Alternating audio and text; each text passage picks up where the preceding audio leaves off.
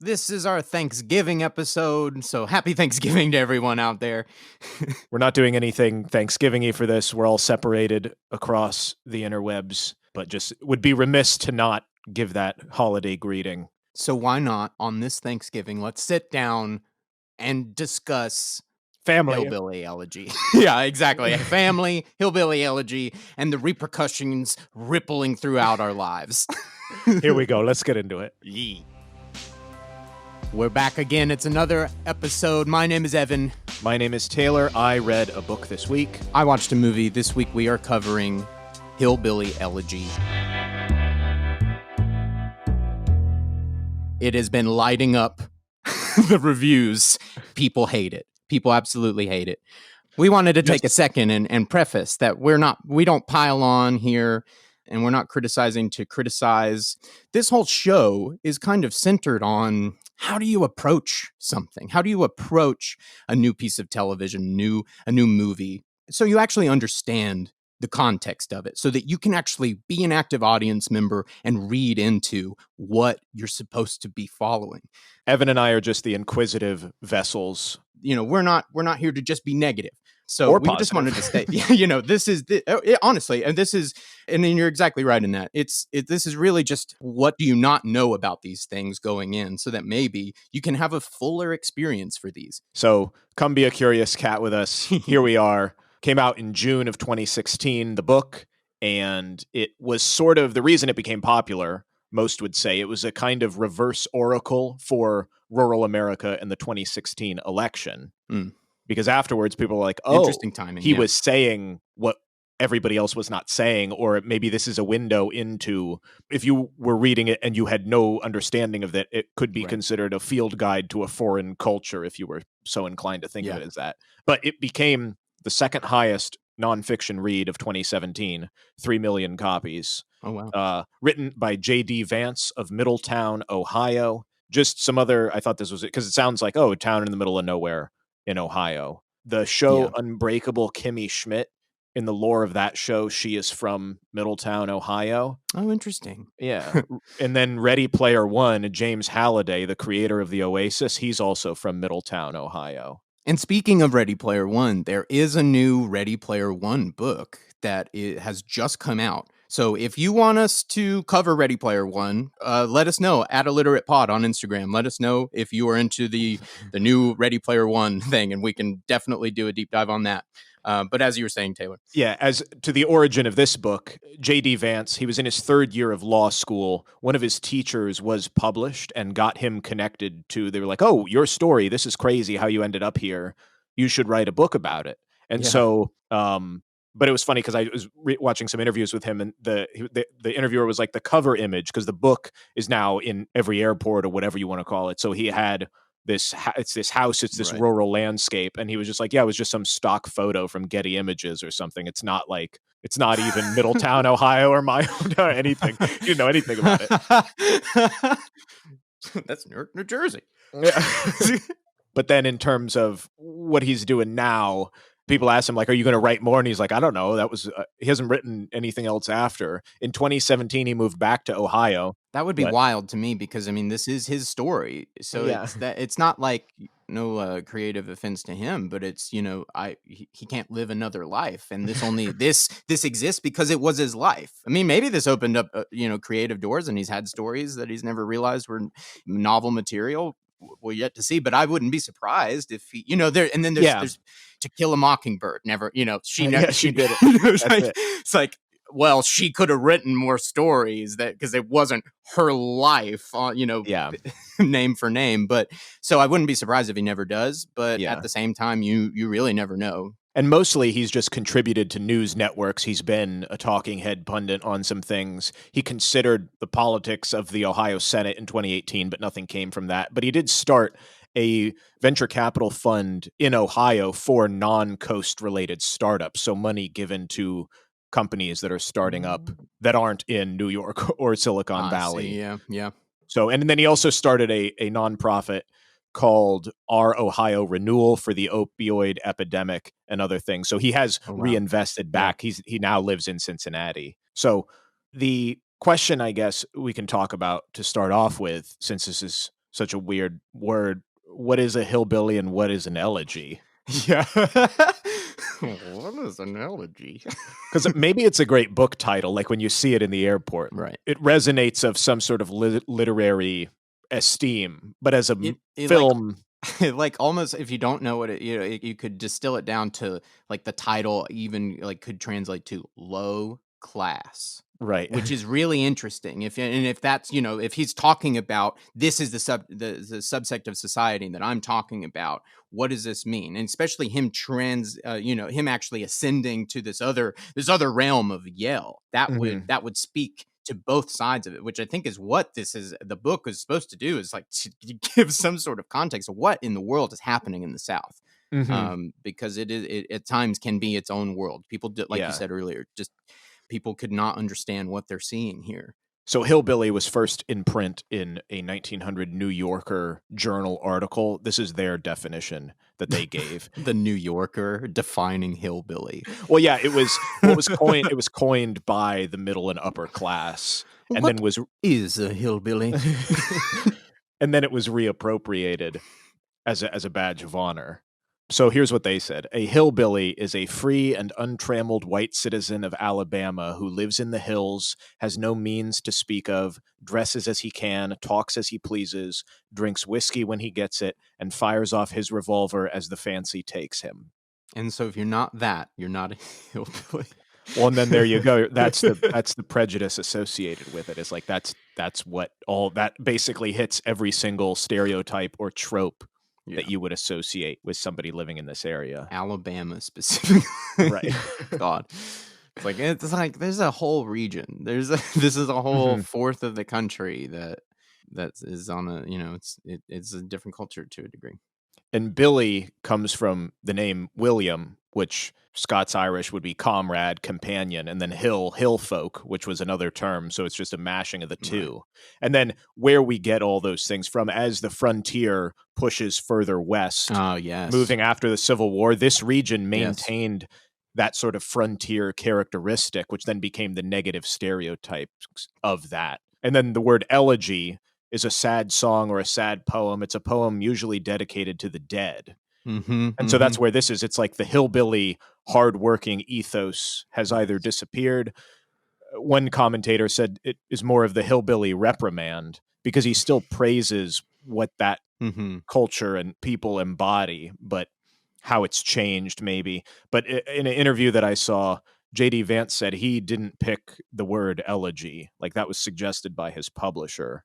He's like, I wouldn't Oh, I wouldn't use that word. So it's kind of interesting interesting. that even he was like, yeah, that's not something that I Hmm. necessarily was championing as the Yeah. title of this piece. Yeah. But then he said once I knew what it meant and all that stuff, It it fits. certainly works. It definitely does take something from it to know that it's not his title.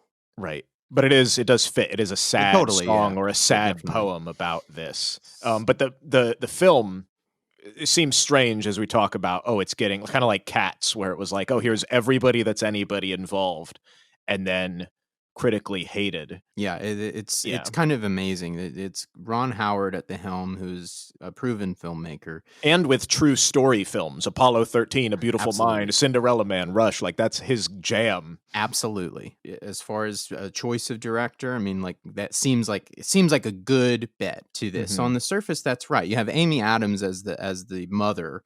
Needs no introduction. She's as hot as she can be right now with the Academy and thus forth. Glenn Close as the Mamaw. Great performance, but I at the end of the day, I don't know where this went totally wrong, because when I Mhm. looked at the movie, if I were looking at this script, I wouldn't go, "Oh wow, this is a mess. Oh, this isn't saying anything." It seemed to me Mhm. that there was something lacking in just the minutia on set, on the day. For example, JD at one point in the film is pressured, feels like he needs to steal a calculator from Radio Shack. So there's a whole kind of tense scene of him going in, the clerk Mhm. kind of like saying, "Hi, how are you? Let me know if you need anything." And then the kid tries to just grab it and run, and the guy stops him and berates him. And the kid stands there. It's not that the kid's performance is bad, it's that there was a lack of decision. And it almost seems like even a closer edit could have gotten them a little nearer to the emotional climax in Right. each scene that they're trying to get to. This is a really delicate subject matter. This is a really delicate socioeconomic viewpoint that we're trying to put on screen here that doesn't get Hollywood screen time. And at the end of the day, I feel shocked that it's as clumsy as it is. Right. It doesn't get a non-stereotypical Hollywood screen time. I found myself really conflicted by this because I relate to this. So I'm trying to pick up where the film is trying to go. I'm seeing what it's laying ahead in front of me. But it takes a real person really getting in there, the director getting in there and feeling it for every character. And I feel like that was lacking somehow. Well, and maybe as we talk about the book, we'll see where some of those pieces don't quite line up. Just in terms of, you bring up Ron Howard, we could say his movies are, some might say, inoffensive at heart. Like he just has that good personality. And I think maybe he's trying to have it both ways, because the book and the way that I read and would describe it, it's like it is both an inspirational tale, but also an American horror story. Like it exists on both those planes. And maybe Ron Howard is just trying. It's not that the material is bad. It's not that the material is overdrawn or cliche. It's that I don't know where the focus was on set. I don't know where the focus was in the edit. Right. I think so. Here's where I think maybe the filmmakers were less intrigued by the socio-political analysis, which is the heart of the book. That's why everybody picked it up, was because they're like, I want to understand what's going on. Everybody said Trump wasn't going to win, and then he won. That was the impetus. This is 2016. This timing it is consequential. This is huge. It's so interesting that people run to this because of this reason. And this is what I want to hear more from you, is he was trying to grasp onto why this happened to his mom, why that happened to his mamaw. And somehow it did end up to him going to Yale and being where he is.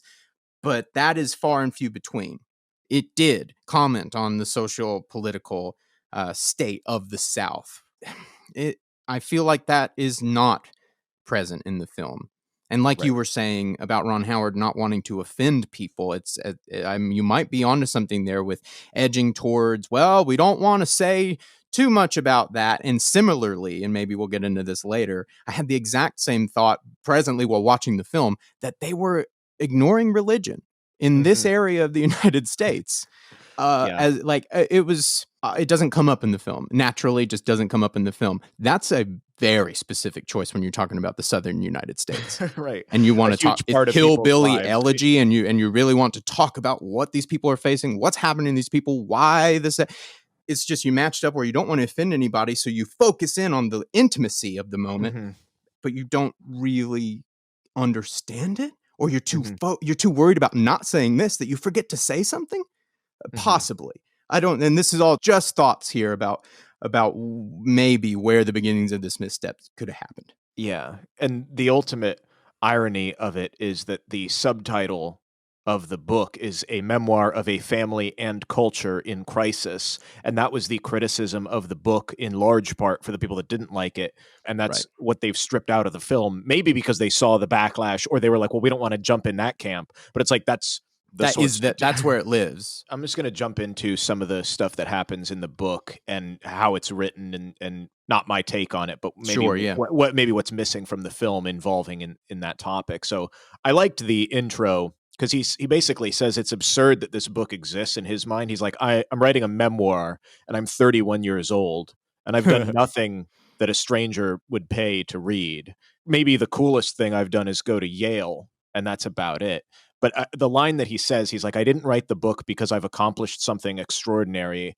I've achieved something quite ordinary, but not for where he's from, basically. Yeah. And so I thought that was where it comes from. Whether or not that holds up over the whole purpose of the book, that sentiment holds true. But just like, that's the intention going in, is, hey, this is my life. Says, hey, your story is crazy. You should write a book because it's wild that you ended up here. Well, that's kind of the point, is it's wild that you ended up here, but there's a lot of people that don't end up there because of these types of things happening to their families, to them, to their mothers, to their fathers, to their grandparents. this gives you an insight of what maybe is happening inside the minds of these children going to these public schools who might, they might act out in class. They might do wild, crazy things. Do we understand them? Or do they just have an attitude and that's just the way they are and they're bad egg? And like we said, that's the criticism, because maybe you can't do the two things in a memoir like this, or just being 31 years old, because it's about a kid pulling himself out of this situation by his bootstraps, which is what Ron Howard loves. And then it's also the social theories about the culture and framing this socioeconomic analysis over the lens of a personal narrative. Right. He has criticisms about the culture's work ethic or generalizations that he makes. And it's like, can you, like in the subtitle, can you write a personal memoir, but also a memoir for a culture? Yeah. And so into some historical stuff, one of the things, the arguments that he makes potentially, though he doesn't say it outright in this way, is now the term is known as the culture of poverty. A lot of the things in the hillbilly ethos that he speaks to, it's his memoir and he's saying these vignettes and things, but then he also dives into what culturally comes from historically or statistically, these things: suspicion of outsiders, resistance to authority, devotion to family, and eagerness to fight. Like all of these things that then become stereotypes in media come from somewhere. Right. And so he incorporates that into his memoiring narrative. And it's very controversial, because it's like the argument is very binary of, is it the family, generational values, the culture of the place, or is it discrimination, racism, the faults of a larger system? Yes. It's like, why are people poor? And I thought from reading the book, this guy, JD Vance, was kind of saying it's both. He doesn't just go into like, you need to just work harder. But that's what a lot of people got from the book, or you could get it from the book, because maybe he leans more in that way than in the other way. It's so easy. It's so easy for people to want to point to the answer. This is it. This or is it. one That's or the it. other. And they want to be the person that says, this is it. When in all actuality, the reality is complex. And that person's truth and that person's truth might both be factually correct. They're just seeing it from different points of view and they're missing each other's information. Yeah. And there's another point of view for that same instance that nobody even knows. Yeah. And he brings up, he's like, in terms of the balance of it, school could have prepared me better for domestic life. Child welfare services could have put me better in the hands of my mama, like not been threatening me with foster care. Like, these are the systems that it's like, well, that failed. But he's also like, stop thinking everything is a structural problem from the outside and take ownership of it within your family or your culture or whatever it is, or at least to him. And it's like, well, that's his thing. So I didn't really get the criticism. I mean, I get it, but it also was like, he's not saying, well, people are just lazy and that's their problem and I got out of it and I'm a genius. Like, he they can be. I think this is. I'm thinking mostly of the mother, because the mother is presented in the story as somebody that had great potential, but then never lived up to it, and that he still holds her up in this amazing regard. He thinks she's the smartest person that he'd ever met, and he tells this to a table full of lawyers, Yale. I'm like, that's not a smart thing to say, but but he holds her in such high esteem that there's some searching here for what was going on in her soul that led her down these paths. Why was it? It's a dirty, messy path of hurt and pain. People have real pain in their lives. I think the movie kind of summarizes it down to her father passing away, and that the only other person on the planet who understood her and her aspirations in life and what she was capable of was totally gone, and that in the absence of the person that believed in her, there was nobody that believed in her, including herself. So that it's these compounding tragedies that dishearten and discourage people from actually living their life. Yeah. And he brings all this up in the book at the end. He says the only emotion I'd never tried with her was sympathy. And kind of that, the mixed, it's this contradiction of this woman. He's like, she sat patiently with me at the hospital for days when I was sick in college, and then lies a month later to extract money from me for drugs. It's like there's that balance. So it's where we're talking about, it's like, people want the one thing. He says at the end, maybe you can't fix these things, but you could put a thumb on the scale a little for people at the margins. Right, right, And right, that's right. basically what the book is saying. He's like, hey, here's all the thumbs on the scale of my mama, the caring men that, even though my mom had all of these men in and out of her lives, they were nice to me and cared for me. Right. My mom taught me a love of learning. I had a protective sister, the Marines, which we'll get into, all of these things that helped me. Yeah. Some of them which were, social services or or involved in that capacity. Right. He's just saying like I was so lucky that there was if one of those pieces was missing, how would I? Oh my god, absolutely. Yeah. I'm thinking about where the governess almost comes in the story. I'm only remembering one moment, one key moment where they had an altercation, the mother and him in the car as a child, and he runs out of the car Mhm. and it leads to, Mamaw and everybody being called, police show up, then they're putting the mom in the car, in the police car, and there's another officer talking now to JD who's like, uh, we can get her the help she needs. We just need to know what happened if Yeah. she needs this help. And he suddenly just goes, no, no charges. Don't, just let her go. Everything is fine. And that's the tragedy. And is that at 12, 13 years old, he can't see what really is happening in that moment, what that officer means, maybe doesn't mean, but the larger opportunity at stake here. And it's the only point in which the film that I feel like the system comes into play and asks, is there anything to see here? Yeah. And JD himself says, no, let her go. I don't know. And It's for it maybe to it be the also only comes moment of the from, film where the yeah. system steps in and says, hey, do we need to do something here? It just wasn't.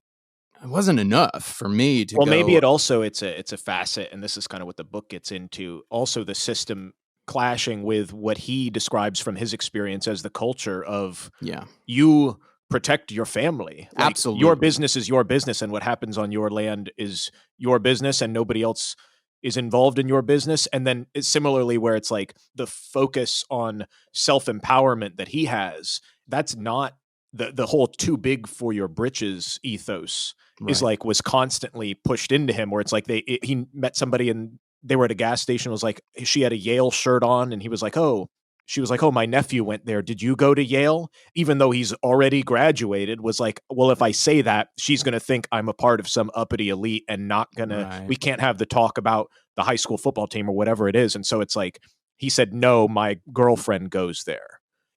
That's funny you say that because it's I almost thought that at the beginning of the film. I swear to God, just because of the way it's shot, I thought it was implying that he works across the street from Yale and visits his girlfriend who actually goes there, and that he Oh, almost got in or was looking for a way in. That's seriously what I was thinking in the first scenes with his girlfriend at Yale in the in the library. right. He works across the street in a sandwich shop, and I thought it was saying that he didn't quite get there, but he's as close as he can be. And I think that's even a line. And I'm like, what? Well, you're in Yale. You're not. You're Mhm. not close. But that You're in comes Yale. from that, yeah, that maybe that upbringing or something. Right. And then Right. you Right. had Right. mentioned church and religion, and that is also featured heavily in the book, which they I was sidestep very curious about that. in the film. Yeah.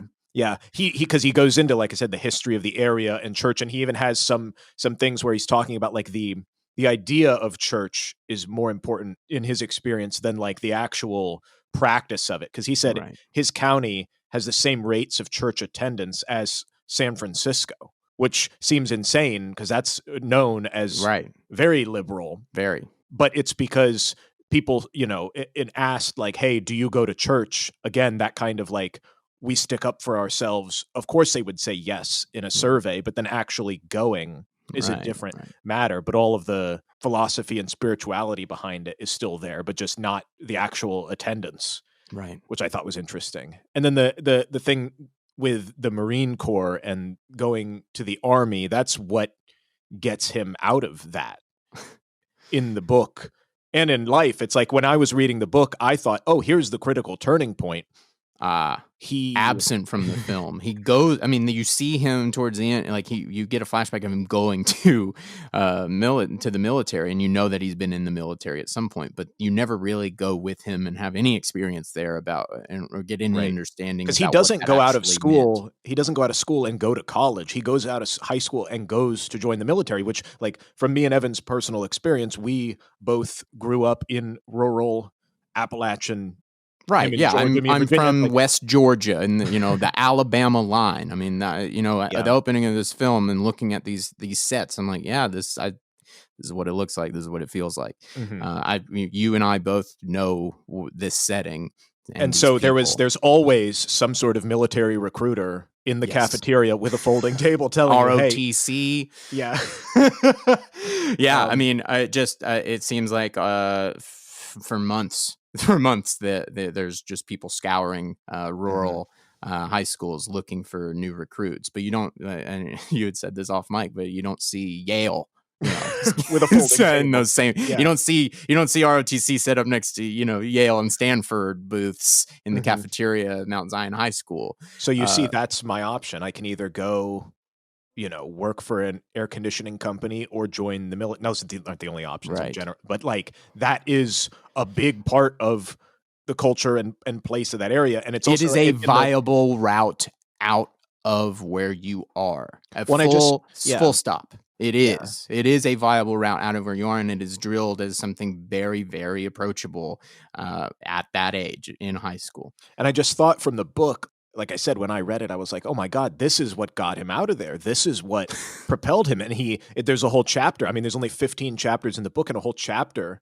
is spent on his time in the military and what he learned and how much the Marine Corps did for him. Wow. And how he got And out when he got out of it and got a haircut, people were shaking his hands. He was treated as an equal. Like, just even stuff that, like, fits into the right. culture of where he mentions in the book Mountain Dew mouth, which is a pejorative term for, people that are, he said he got Coca-Cola in a bottle as a kid because people don't realize, oh, and Mama was the person who swatted it away. Like, health and wellness and obesity and all of that stuff is not addressed. But he was like, I shed 45 pounds when I was in the military and came back and saw Wow. all the food standards that were fried bologna Right. and potato chips and Right. even blackberry cobbler, like stuff where he's like, oh, this has a bunch of sugar. Like, he didn't even have that as a concept in his mind until he went. Right. Because he was saying It the was thing just that existing in the culture. He yeah. went out and actually gained some context, went back and understood why and how, and then what it took to get him where he is. Hmm. That's really amazing that they've wholeheartedly cut that out of the film because it would seem to Yeah. contextualize almost everything he had been through up until that point. Well, and he had even said, like, the Marine Corps, the thing that they do well is they assume the ignorance of everyone. They assume you know absolutely nothing about anything. So he learned physical fitness. He took classes. He learned about Right. saving and investing. Right. They had to have personal hygiene. Like, there are all these Right. rules. There was a older Marine that supervised when he bought his first car and told him to go check another bank for a different loan. Like, all this stuff that he had no idea at all, that all came in his experience from the benefit of joining the military. Right. Which, and then even he said when he was in Iraq, they had like a goodwill mission where they were giving stuff away at a local school, and he gave an eraser to a schoolboy and just saw Hmm. how happy this kid was. And that even put into perspective. He's like, oh, I'm lucky. Even in spite of all the stuff that happened Right. in my childhood, Right. this kid is so happy that he got an eraser. I'm so lucky. And Yeah, that what's also his home came life from like? What did he right. wake up to this morning before he got on the bus? What were, like you just Yeah. don't know what's going on in these people's lives and these kids' lives because to be honest, they don't either. Hmm. They don't Yeah. even know when something would be wrong. I mean, to some degree, yeah, you could know in your heart, but like the children just don't know, and they have to go up and they have to go and grow up and get context and understand. Well, wow, Hmm. well, I'm not going to do that to my kid. Yeah. I'm gonna make things, like you once you get you get almost like blinded, like in the eye of the storm, and you really have got to traverse outside of that and be adventurous and put your insecurities on the line and do some self examination because who you've been doesn't mean that's who you're gonna be. Yeah. And I think that's ultimately where where some of the book is trying to say is, you come from a certain place. Yes, you are this person, but you get new chances all the time to redefine yourself about who you're going to become. That's in the closing moments of the film, and I definitely understand the themes of that coming through. Yeah, and in a turnaround of all of that, like you said, in terms of getting some context outside of yourself, whether in his case, for the first time, it was joining the military. Right. I saw an interview with JD recently, and he had said the interviewer asked him, "Has your mom read this?" Because Mama passed away, so she didn't Yeah. read it. But he said, "Has your mom read this?" And he said, "Yes." And he was like, "It was hard for her, but we've had the best conversations I've had with her in 15 years." That's amazing. Was from her reading it, because he could see, like, I could see even from my perspective telling her, like, it wasn't all her fault.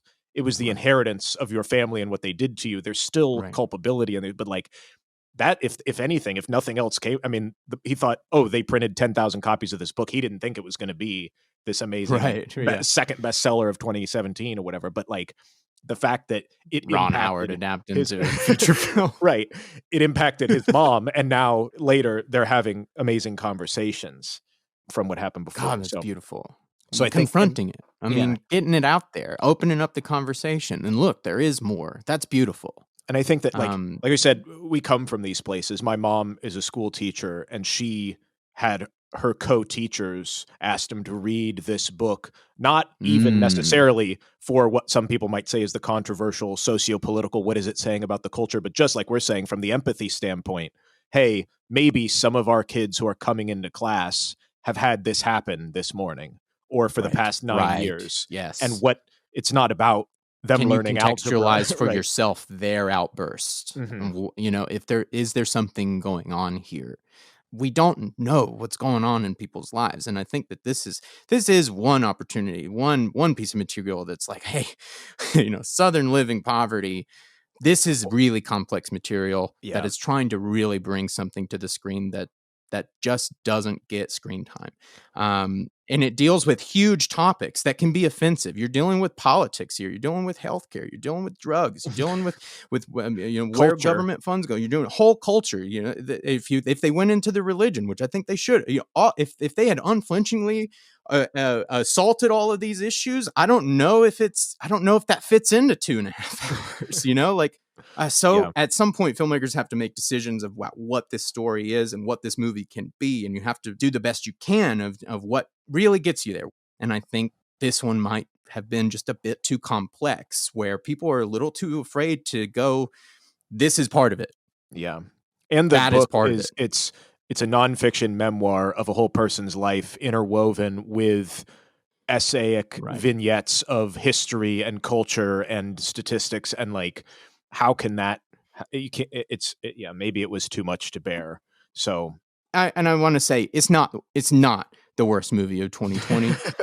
It's not. There's piling on here, and that's just unnecessary because it doesn't help, and it doesn't help us understand what this movie was trying to say, where it went wrong, and how maybe we can get those ideas on the screen next time. and so I did, if you wanted to find more to this, there was a book that came out in 2019 called Appalachian Reckoning: A Region Responds to Hillbilly Elegy.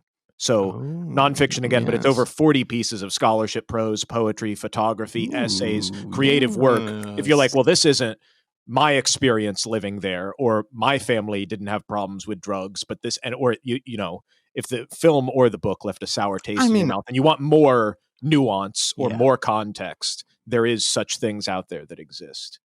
I think I was trying. I mean, I genuinely wanted like the movie so much because, like we said, we come from these areas, and I saw so much of myself on the screen. Mhm. I saw so much of my family on the screen. And it's not for a lack of trying. This isn't like they just went out and lazily just tried to, oh yeah, we can do this. I think they were intimidated by this material. And And and step back, rightfully yeah, so. yeah. If you're intrigued, definitely check it out or read the book, because there is something there for everyone, whether or not you agree with the Right. guy's personal political views or with the way that he represents people. It's still worth understanding it. It's a discussion, and I think it's a discussion worth getting in on. And the movie just doesn't do it. unfortunately enough. It could, check it out. It's not, and again, it's not the worst movie of 2020, but there's a lot going on here, man. And it's going to take another stab at this to try to get to the soul of what's happening. Yeah. Hope you guys enjoyed this. Thank you so much, Taylor. This was incredible. Reach out to us at ILLITERATEPod on Instagram. Let us know what you're reading. Let us know what you're watching. We do everything, anything, classics, new stuff. So we love to hear from you guys, and we will catch you next week.